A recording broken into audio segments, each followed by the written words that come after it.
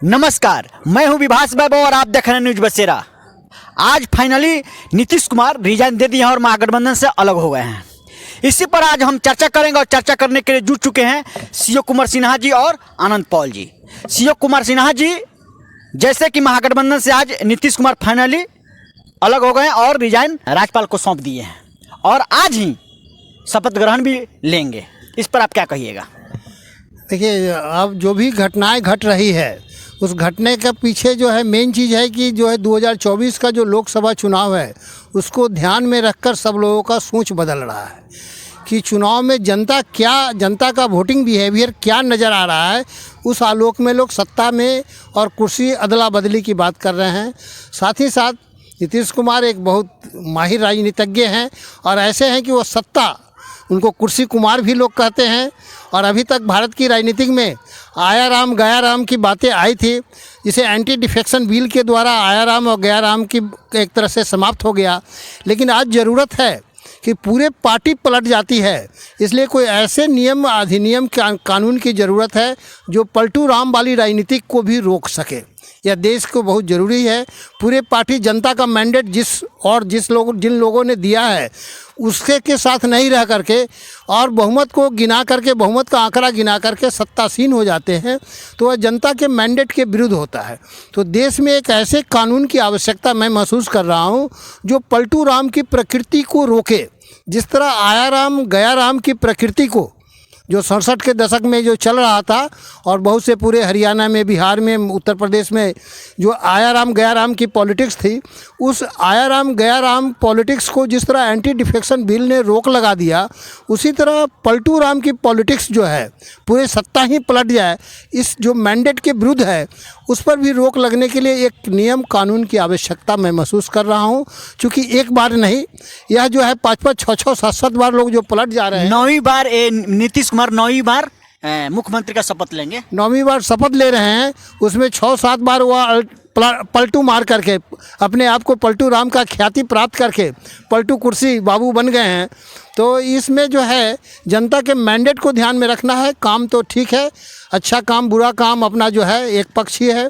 दूसरा चीज़ है कि नीतीश बाबू का कुछ ऐसा पॉलिटिक्स रहा है देखने में कि हमेशा वो बहुमत में कभी नहीं रहे लेकिन हमेशा सत्तासीन रहे। ये भी एक भारतीय राजनीति की विचित्रता है। जिसको बहुमत नहीं है वह हमेशा मुख्यमंत्री रहे। तो यह भी कहिए कि हमारा संवैधानिक जो व्यवस्था है, व्यवस्था में जो बहुमत साबित करने की जो प्रकृति है, जो मैंडेट आम जनता ने जो अपना समर्थन दिया है वह उसके विरुद्ध है। इसलिए कहीं ना कहीं इस मैंडेट का सम्मान करने की प्रवृत्ति कुछ संवैधानिक व्यवस्था में भी होना चाहिए और असेंबली में भी मैंडेट की बात आनी चाहिए।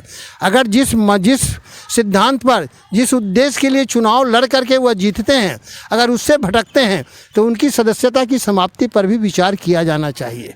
क्योंकि जिस तरह आया राम गया राम की पॉलिटिक्स समाप्त हो गई, उसी तरह पलटू राम की पॉलिटिक्स को समाप्त करने के लिए कोई ना कोई नियम कानून संसद में आनी चाहिए। मेरा यही मतलब। क्या कारण था कि नीतीश कुमार फिर से पाला बदले हैं?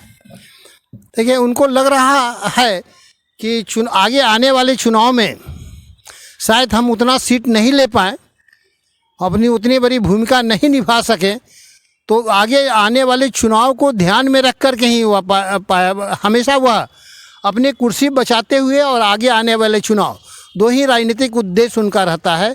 और इसी आलोक में अच्छा काम करना, बुरा काम करना एक पक्ष है।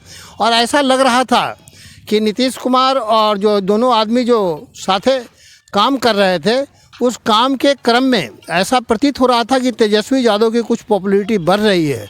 इस आलोक में भी ऐसा नहीं कि वह जो बहाली हो रही है, बहुत से कार्य हो रहे हैं, उसका श्रेय कहीं ना कहीं तेजस्वी यादव को चला जाए, वह पूरा श्रेय अपने लेने के लिए भी एक जो है पलटने की बात सोचे।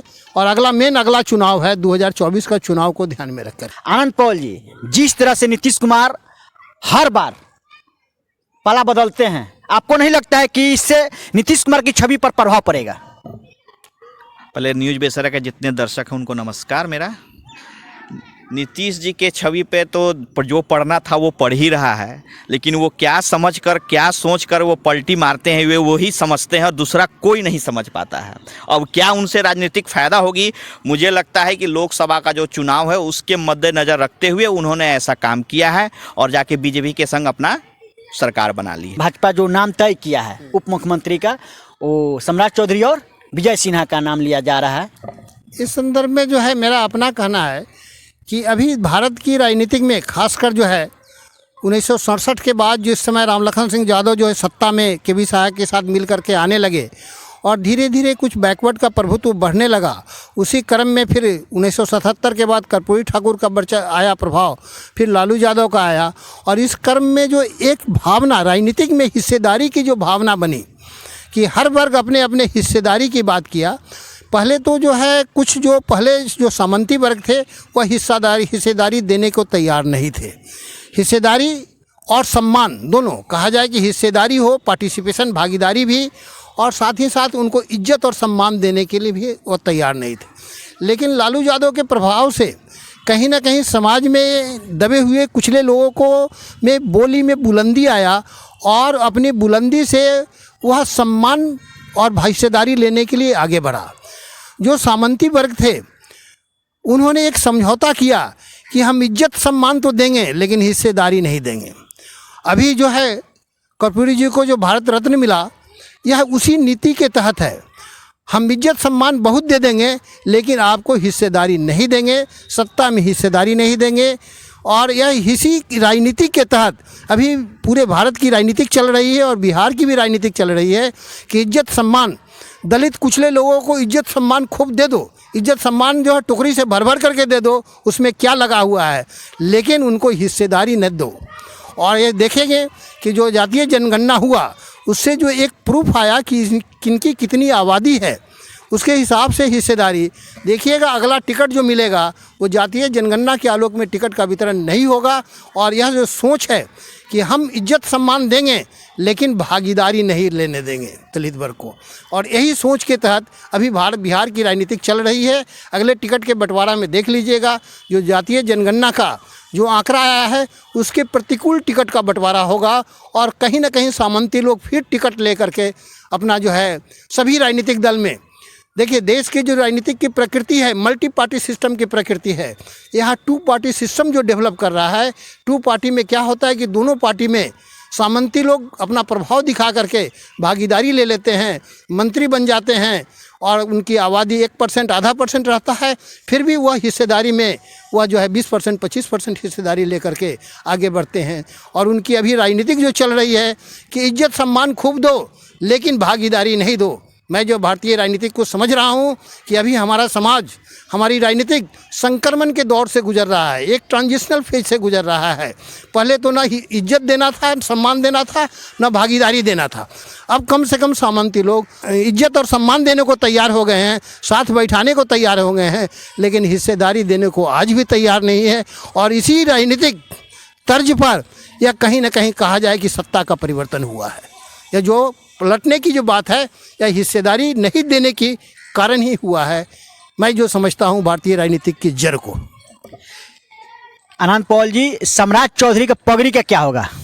पगड़ी का क्या होगा, उनका पगड़ी जिस तरह है उनका पगड़ी बंधी हुई है, अभी तक उतारे नहीं है। अब देखिए आगे शपथ ग्रहण के बाद वो क्या करते हैं, अब उन पर ही सारा नज़र रहेगा। पगड़ी उनका है लेकिन जिस तरह से है बीजेपी को बचाए रखे हैं तो पगड़ी बांध कर ही रहेंगे वो।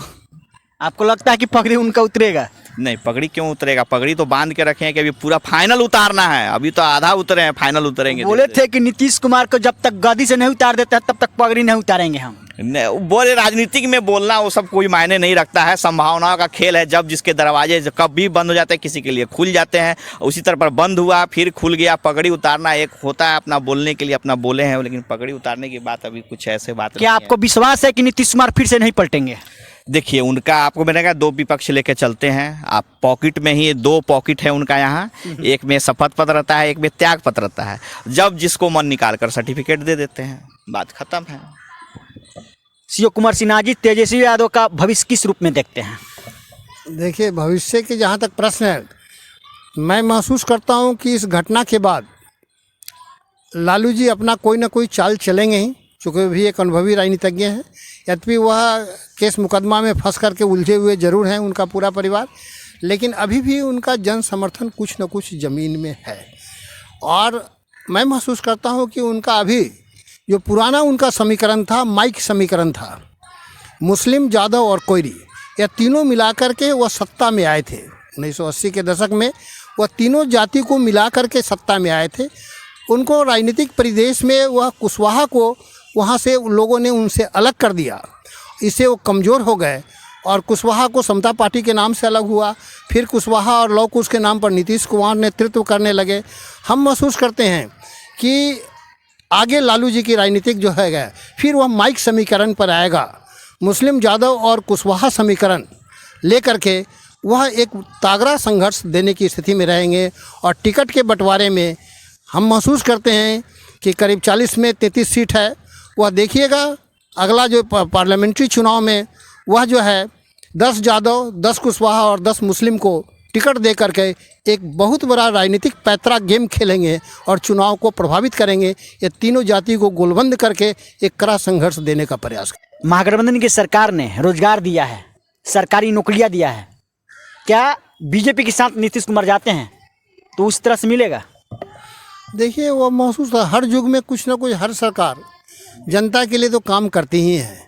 पहले भी देखे होंगे, पूरे नीतीश जी का पीरियड को देखे होंगे तो बहुत सारे सीडीपीओ के सुपरवाइजर पोस्ट का क्रिएट हुआ नीतीश बाबू के समय में। विकलांगों के लिए निःशक्ता के लिए बहुत से जूनियर इंजीनियर का पीरियड क्रिएट हुआ। तो यह पहले से चलते आ रहा है। सीडीपीओ का हुआ, बहुत से पदाधिकारी। इस क्रम में महागठबंधन का जो ओरिएंटेशन था रोजगारोन्मुखी था। लेकिन अब प्रश्न है कि खाली रोजगार दे देने से भी स्टेट का बजट कितना संभाल पाएंगे। अभी जो नियुक्ति हुई है, यह नियुक्ति के बाद कितने दिनों तक वेतन रेगुलर भुगतान होगा, यह अर्थव्यवस्था से है। चूँकि यह जनरल नियम है कि कोई भी व्यवस्था में इस्टेब्लिशमेंट कॉस्ट 20-22% होना चाहिए, लेकिन ये 20-22% नहीं होकर के 38-39% ये बहाली के कारण 38-39% पर पहुंचने जा रहा है, जिससे इकोनॉमी, यहाँ का स्टेट इकोनॉमी में संतुलन बनाने तो बड़ा कठिन काम है। सिर्फ सब पोस्ट भर देने से काम नहीं चलेगा। किसी भी समाज का, किसी भी देश का, किसी भी प्रशासन का इस्टेब्लिशमेंट कॉस्ट अगर 20% से अधिक बढ़ता है तो वहाँ की अर्थव्यवस्था पर प्रभावित होता है। रोजगार देना महत्वपूर्ण चीज़ है, ठीक है, लेकिन इस्टेब्लिशमेंट कॉस्ट 20% से अधिक बढ़ करके अगर 38 या 40% हो जाएगा तो बजट में कहीं ना कहीं डिप्रेशन के दौर से गुजरना पड़ेगा। समाज का निर्माण की भी बात है। अब आगे क्या होता है, किस ढंग से बजट की कटौती होती है और व्यवस्था होती है, उस समय बताएगा। आरजेडी के कार्यकर्ता बोल रहे हैं कि आरजेडी का फुल फॉर्म समझा रहे हैं कि रोजगार जरूर देंगे। तो रोजगार जरूर देंगे, हर सरकार तो रोजगार दे। अभी हमारे सर भी बोले हैं रोजगार हर गवर्नमेंट का देने का काम है, इसमें कोई बड़ी बात नहीं है कि सिर्फ आरजेडी। जिस तरह से महागठबंधन की सरकार रोजगार दे रही थी, उस तरह से अभी तक भारत के इतिहास में ये पहली बार हुआ है। ऐसी बात नहीं है, हर हम सरकार कह रहे हैं ना कि ऐसी बात नहीं है कि नहीं, सिर्फ उन्होंने ही रोजगार दिया। हम बोल रहे हैं ना, आप एक रोजगार, एक शिक्षक का नहीं, रोजगार निकल मेरे गया बात तो वही रोजगार ही है, होता है और रोजगार नहीं है क्या? इसके इतना अलावा कम समय में शिक्षक की बहाली हुई हुई है। पहले नियोजित शिक्षक की बहाली इतने बृहत स्तर पर नहीं हुई है। हाँ हुई है, 1.5-2 लाख की बहाली हुई है। रोजगार को नहीं दे इतने बृहत, इतने कम समय में नहीं हुई है। ऐसी बात पूरे देश में हर जगह बहाली, उसको नहीं देखते इतना लोगों को नियुक्ति पत्र पे। आज बिहार में सिर्फ टीचर की बहाली हो गई और उसी को आप देख रहे हैं कि बहाली है। हर चीज की बहाली नहीं होती है क्या? हम बोल रहे हैं कि दरोगा की बहाली नहीं ले सकते हैं हम क्या? नहीं कह रहे हैं, पूरा मीडिया कह रही है। पूरे मीडिया को जानकारी नहीं है अच्छी तरह से। पूरी जानकारी देखिए कि 15 साल में कितनी बहाली हुई है। 15 साल में 15 साल में कितनी एनडीए की सरकार, मेरे कहने का मतलब कि नीतीश और भाजपा की सरकार ने मिलकर कितने बहाली दिए, पूरा ग्राफिक्स निकाल कर दिखा दे उसको। मेरे कहने का मतलब कि इतने कम समय में भारत के इतिहास में पहली बार नौकरियां दी गई है। ठीक है, आप कितने समय में बात मानता हूँ नौकरी दी गई है। नीतीश कुमार ही ले लेंगे, इसका श्रेय जो है ना नीतीश कुमार ही ले लेंगे। और जो इसलिए तो पलटे हैं, नहीं श्रेय भी घुमा फिरा के श्रेय लेने के चक्कर में पलटे हैं। एक कारण ये भी रहा, देख लीजिए, श्रेय लेने के चक्कर में पलटे हैं। आप नियोजित शिक्षक जो भी उनके शिक्षक की बहाली, मेरा क्वेश्चन है कि श्रेय लेने के चक्कर में पलटे हैं। नहीं, ऐसी बात नहीं है। उनको तो 2024 का चुनाव लोकसभा था, वही देखकर अपना पलटी मार के पूरा अभी 2024 मोदी के नाम से फिर होने ही जा रहा है। इसमें कोई संशय की बात नहीं है। 2024 आराम से वो जीत रहे हैं। इसमें विपक्ष जो है, कांग्रेस है, जो भी दल हैं, वो कहीं कहीं दूर दूर तक नहीं दिखाई दे रहे हैं। सारे में उनमें फूट अभी से पड़ चुकी है। ममता बनर्जी बोल रही हैं बंगाल में अकेले लड़ेंगे, पंजाब बोल रहे हैं हम अकेले लड़ेंगे, तो फिर आप गठबंधन क्यों बनाए जब अकेले लड़ लेंगे? तो छोड़ना चाहिए इंडिया गठबंधन को। ऐसे भी इंडिया गठबंधन टूट चुकी है। 2024 के लोकसभा चुनाव बिहार में महागठबंधन कितना सीट लाएगी? अब नीतीश कुमार का अलग होने से अभी 2-4 दिन और बढ़ने दीजिए। अभी तो जो है शपथ भी नहीं हुआ है। अभी तो 11-12 बज रहे हैं आज, इसलिए जो 28 तारीख के 12 बजे दिन में हम लोग क्या बताएंगे, इसलिए समय कुछ बढ़ने दीजिए।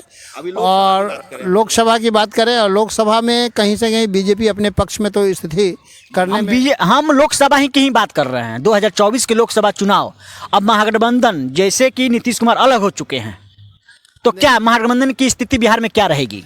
अब जो है एक ही उपाय है महागठबंधन को चुनाव में सफलतापूर्वक आने का, टिकट का बंटवारा। मैं सारे सिद्धांत एक तरफ और सामाजिक भागीदारी, चूँकि अभी जो है सभी जो कुछ राजनीतिक दल है उनका उद्देश्य है सम्मान दो लेकिन हिस्सेदारी नहीं दो।